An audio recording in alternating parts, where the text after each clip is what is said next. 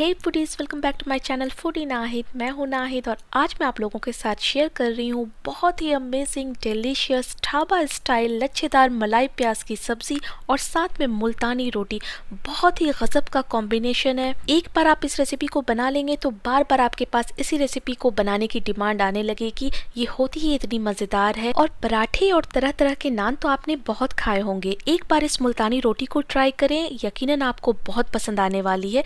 गजब का टेस्ट होता है इसका और बहुत ही सॉफ्ट और बाहर से बहुत ही क्रिस्पी।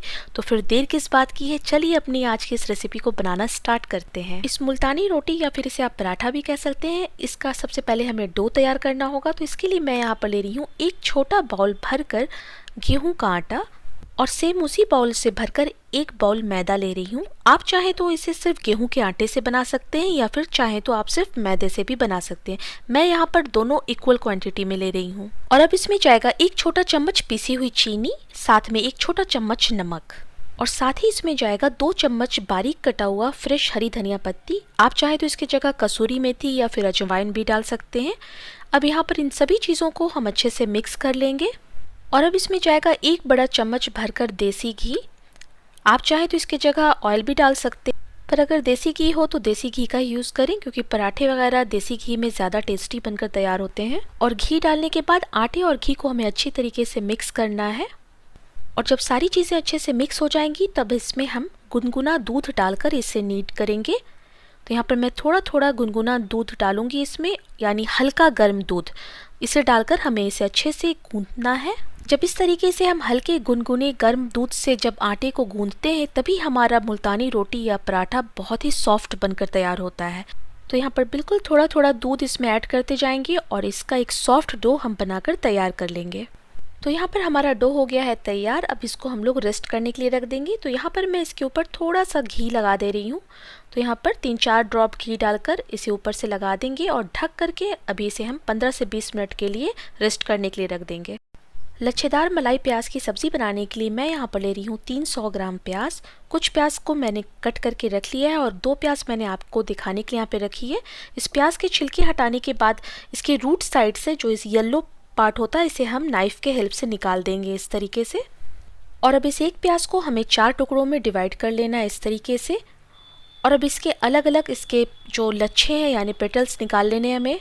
आप चाहे तो इस तरीके से इन सारे लच्छों को अलग कर सकते हैं, पर जब हम ज़्यादा क्वांटिटी में बनाते हैं और ढाबे वगैरह में ज़्यादा तादाद में बनता है तो इस तरीके से टाइम नहीं रहता है इन प्याज के लच्छों को अलग करने का।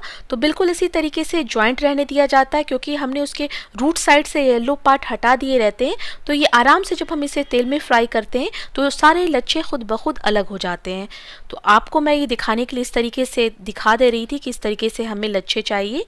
तो बस हमें बिल्कुल इसी तरीके से ही रहने देना है। ये देखिए मैं इसी तरीके से रहने दे रही हूँ और यहाँ पर जो मैंने अलग किए हैं उन्हें भी रख ले रही हूँ। प्याज की कटिंग करने के बाद अब हम लोग इसे बनाना स्टार्ट करते हैं। तो यहाँ पर एक कढ़ाई मैंने पहले ही गर्म होने के लिए रख दिया था गैस पर और अभी अच्छे से गर्म हो गई तो मैं इसमें ऑयल डाल दे रही हूँ। ऑयल यहाँ पर मैं 2 टेबल स्पून डाल रही हूँ और अब इसमें कुछ साबुत मसाले जाएंगे जिसमें आधा छोटा चम्मच साबुत कुटा हुआ धनिया, क्योंकि धनिया के बिना तो ढाबा की रेसिपी अधूरी है। साथ में 2 हरी इलायची, 2 लौंग, आधा छोटा चम्मच जीरा, साथ में 2 साबुत लाल मिर्ची और 2 तेजपत्ता। और अब इन सभी को हम गर्म तेल में डाल देंगे और कम से कम 1 मिनट तक इसी तेल में रहने देंगे जिससे इन सभी मसालों का फ्लेवर तेल में रिलीज हो जाएगा। और अब 1 मिनट के बाद इसमें सारे कटे हुए प्याज हमें ऐड कर देना है और अब इसे लो टू मीडियम फ्लेम पर हमें लगातार चलाते हुए कम से कम 1 से 1.5 मिनट तक फ्राई करना है, जिसकी वजह से इनके सारे लच्छे अलग हो जाएंगे। इन प्याज को फ्राई करते हुए 1 से 1.5 मिनट हो चुके हैं और आप देख सकते हैं यहाँ पर प्याज काफ़ी सॉफ्ट हो गए हैं। और जो लच्छे नहीं खुल पाए हैं आप उस पर इस तरीके से हल्का हल्का प्रेस कर दें तो सारे लच्छे अलग हो जाएंगे। आप देख सकते हैं यहाँ पर। तो इस तरीके से प्याज को 1 से 1.5 मिनट तक फ्राई करने के बाद जब प्याज सॉफ्ट हो जाएंगे तब कुछ और मसाले इसमें हम ऐड करेंगे। तो यहाँ पर मैं 1 छोटा चम्मच बारीक कटा हुआ लहसुन ऐड कर रही हूँ और साथ ही मैं इसमें 1 छोटा चम्मच बारीक कटा हुआ अदरक भी ऐड कर रही हूँ। आप चाहें तो ये दोनों चीज़ें ग्रेट करके भी डाल सकते हैं। आप अगर लहसुन नहीं खाते हैं तो आप यहाँ पर लहसुन को स्किप कर सकते हैं। अब इन सभी को हमें एक साथ अच्छे से मिक्स करते हुए 1 मिनट तक फ्राई कर लेना है। और इन सबको अब कुछ देर फ्राई करने के बाद मैं इसमें ऐड कर रही हूँ एक मीडियम साइज़ का शिमला मिर्च, जिसे मैंने चौकोर टुकड़ों में कट कर लिया है। और इसे डालकर भी इन सभी के साथ हमें अच्छे से फ्राई कर लेना है। तो यहाँ पर लो टू मीडियम फ्लेम पर इन सभी को मैंने अच्छे से 1 मिनट तक फ्राई कर लिया है। अब इसमें कुछ पाउडर मसाले डालने हैं हमें। तो यहाँ पर मैं आधा छोटा चम्मच हल्दी पाउडर डाल रही हूँ, साथ में 1 छोटा चम्मच लाल मिर्च पाउडर, 1 छोटा चम्मच भरकर ही धनिया पाउडर जाएगा इसमें, और साथ में नमक आपको अपने टेस्ट के अकॉर्डिंग डालना है। तो मैं यहाँ पर 1 छोटा चम्मच नमक ऐड कर दे रही हूँ। अब इन सभी पाउडर मसालों को सब्जियों के साथ मिक्स करते हुए हमें भूनना है। 1 मिनट अच्छे से भुनने के बाद अब इसमें कुछ और चीज़ें ऐड करेंगे, जिसमें 2 हरी मिर्ची मैं इसमें डाल रही हूँ और 2 छोटे साइज़ के टमाटर, जिसे मैंने चौकोर टुकड़ों में कट कर लिया है। टमाटर डालने के बाद बहुत ज़्यादा हमें इसे भूनना नहीं है, बस हल्का सा मिक्स कर लेना है इसे प्याज के साथ। और अब इस पर ढक्कन लगाकर हम इसे लो फ्लेम पर 2 मिनट तक पकने के लिए रख देंगे। 2 मिनट के बाद इन सभी को अच्छे से हमें मिक्स कर लेना है। और अब यहाँ पर एक बड़ा प्याज, जिसे मैंने इस तरीके से लच्छों में कट कर लिया है। जैसे हम प्याज को सैलेड के लिए कट करते हैं, बिल्कुल वैसे ही लच्छों में आपको काट लेना है और इसे इसी टाइम हम इसमें ऐड कर देंगे। इस टाइम में जब आप इन प्याज के लच्छों को ऐड करते हैं तो आपके प्याज के लच्छे सब्जियों में घुलेंगे नहीं, बल्कि साबुत इसी तरीके से लच्छे गोल गोल नज़र आते हैं सब्जियों में। बनने के बाद भी आपको बिल्कुल इसी तरीके से ये नज़र आएंगे गोल शेप में। तो इसलिए हम इसे लास्ट टाइम में डालते हैं। तो यहाँ पर इसे अच्छे से हम मिक्स कर लेंगे। और अब इसी टाइम हम इसमें ऐड करेंगे आधा कप पानी। बहुत ज़्यादा पानी हमें नहीं ऐड करना है, क्योंकि ढाबा की सब्ज़ी जो बनती है बिल्कुल लटपटी इसी तरीके से बनती है। तो यहाँ पर बहुत ज़्यादा पानी नहीं ऐड करेंगे।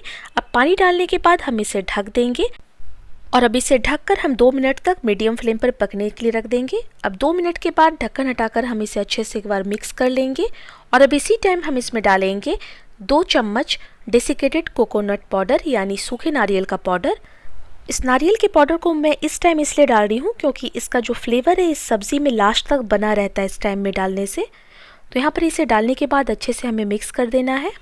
और अब इसे ढककर 1 से 1.5 मिनट तक हम लो फ्लेम पर पकने के लिए रख देंगे, जिससे इस नारियल का फ्लेवर भी इस सब्ज़ी में आ जाएगा। तो यहाँ पर 1.5 मिनट के बाद मैं ढक्कन हटा के आपको दिखा रही हूँ। ये देखिए हमारी सब्ज़ी हो गई है तैयार। बहुत ही अच्छी खुशबू भी इसमें से आने लगी है। और अब इसी टाइम हम इसमें ऐड कर देंगे 1/4 कप भरकर फ्रेश मलाई। ये दूध की फ्रेश मलाई है, जिसे मैंने अच्छे से फेंट लिया है और फेंटने के बाद अब इस सब्ज़ी में ऐड कर दे रही हूँ। और साथ ही इसमें जाएगा 1 छोटा चम्मच कसूरी मेथी, जिसे मैंने हल्का सा तवा पर इसे रोस्ट कर लिया है। और अब इसे हाथों से क्रश करके अब इसमें हमें ऐड करना है। जब भी आप कसूरी मेथी को इस तरीके से हल्का सा रोस्ट करके डालेंगे ना किसी भी ग्रेवी में, सब्जी में, तो बहुत अच्छा फ्लेवर, बहुत अच्छी खुशबू आती है इस कसूरी मेथी में से। और साथ ही इसमें जाएगा आधा छोटा चम्मच गरम मसाला पाउडर और 1 चम्मच भरकर मैं इसमें ऐड कर रही हूँ टोमेटो सॉस। और अब इन सभी चीज़ों को इस प्याज की सब्ज़ी के साथ अच्छे से हमें मिक्स कर लेना है। और यकीन जाने जैसे जैसे मैं इन सब्ज़ी को मिक्स कर रही हूँ, इन मसालों की कमाल की खुशबू, एक गज़ब सा अरोमा निकल के आ रहा है। और साथ ही मैं इसमें डाल रही हूँ ये 25 से 30 ग्राम पनीर पतले स्लाइस में कट करके। इसे रफली मैंने कट कर लिया है और इसे भी मैं इन सब्ज़ी में ऐड कर दे रही हूँ। ये बिल्कुल मलाई की तरह आपको देखने में लग रहा होगा, तो बिल्कुल इसी जैसी मोटी मलाई होती ना, उतनी ही पतली स्लाइस में मैंने इन पनीर को कट करके इसमें ऐड कर दिया है। और अब इन सभी को अच्छे से मिक्स करने के बाद सिर्फ 1 मिनट के लिए मैं इसे ढक करके लो फ्लेम पर पकने के लिए रख दूंगी, क्योंकि हमने इसमें मलाई मिक्स कर दिया है, यानी क्रीम मिक्स करने के बाद हमें ज़्यादा देर तक सब्ज़ी को नहीं पकाना रहता है। तो यहाँ पर 1 मिनट हो चुके हैं, मैं आपको ढक्कन हटा के दिखा दे रही हूँ। ये लीजिए हमारी डिलीशियस टेस्टी लच्छेदार मलाई प्याज की सब्ज़ी बनकर तैयार है, जिसकी गार्निशिंग मैं फ्रेश हरी धनिया पत्ती से कर दे रही हूँ। और अभी इसे डालने के बाद अच्छे से हम इसे मिक्स कर लेंगे। तो इस जायकेदार सब्ज़ी को एक बार आप लोगों को बनाना तो बनता है। तो चलिए सब्ज़ी हमारी तैयार है और अब हम लोग पराठे बना लेते हैं और पराठे और सब्ज़ी को फिर साथ में सर्व करेंगे।